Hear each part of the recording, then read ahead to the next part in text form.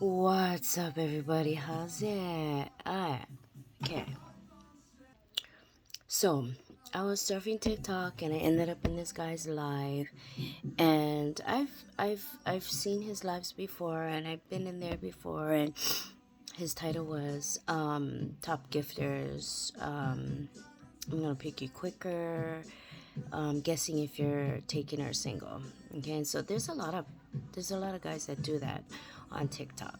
Apparently he's like a mental health specialist or some kind of therapist or whatever. So as he's looking at these profiles of these women, um, he checks a couple of their little TikTok content clips and whatever, and he makes a statement. And the statement may consist of, girl, maybe making some kind of comment about her body, not something that is crazy, but just basically going off of what these posts show: titties, ass, what your content, if you're a content creator and you're talking about relationships or whatever. So anyways, he came to my thingy. I wanted to see if he said if I was single or not. Okay, not mentioning my age, not talking about anything else, whatever, in his chat. So I sent him a heart me gift, or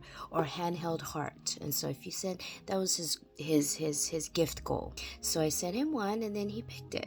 He was like, okay. So he makes his little assessment of my appearance, okay, and then he looks at my shit and he says, baby, you got some shit to let go. And you know what? He's right. He's completely right. That really resonated with me because of the fact that I know for a fact the shit that I'm holding on to. Like, for one, when I first came to Vegas. Second, my baby daddy relationship. Third, my marriage. My parents. Things that I went through. But this is what happens when you're neglected. And when I say neglected, I wasn't neglected, as far as with the welfare, the health, my health. I had a roof over my head, I had food to eat, I had clothes on my back, I had a home to go to. But was it really a home? So, a home that was full of trauma and violence, alcoholism, infidelity, lying, cheating, all kinds. So, with that regard, I realized that, it's not my fault that I'm like this today, but I am left with the ramifications that I gotta heal myself. And once you start healing yourself and you start feeling better and things become more clear, it doesn't mean that you're healed. Remember, healing is a continuous process. Years and years and years of trauma.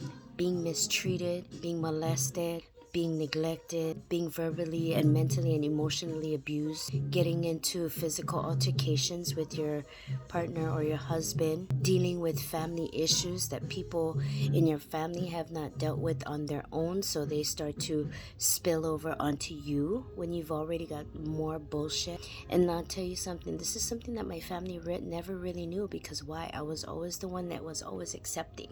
Well, at 50 years old, baby, I am not accepting of any more bullshit in my life. And that includes any bullshit that's coming from my so-called man. Which, I got a lot of bullshit. And maybe it's my fault because I'm too accepting. And that's just the person that I am. I look at people for what they are, who they are, and the good things. I try to never see the negative things. But when it starts to affect me and my livelihood, fucking A, I better address that shit. And I've tried many, many times to address that shit in each relationship, but it always turned out to be that I was the one at fault. When I left my ex-husband, guess what? He blamed me, that I wasn't willing to work it out. Who the hell wants to work out a relationship with an alcoholic, let alone you grew up in an alcoholic home? And then my baby daddy, who the hell wants to work out a relationship and put effort in it when all efforts have been exhausted, when you've been accused of the baby not even being his? That is some fucked up situations right there. That is what you call gaslighting, when he knew that that child was his. And if you look at her today, you look at him, run the blood test, draw the blood. That baby is his 100%, no doubt. And then to actually feel like you can rely on Ohana to help you in a situation that you have just totally exhausted all efforts to try to make it work, and it was one-sided. So you decide to leave, and you depend on your Ohana to help you. Turn around, they screw you over.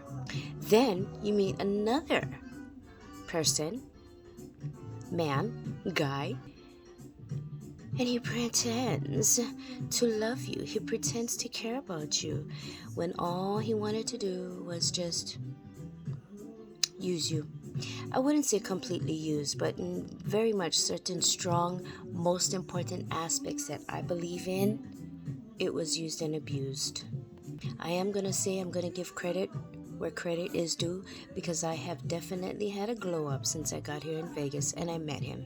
He's definitely taught me many, many things and taught me how to be who I am today. And I feel like that this is really part of me, and he only brought out the best in me for myself. And that's the perspective that I have to look at it from. Because if not, I'm just going to continue to pile on bullshit and hold on to bullshit.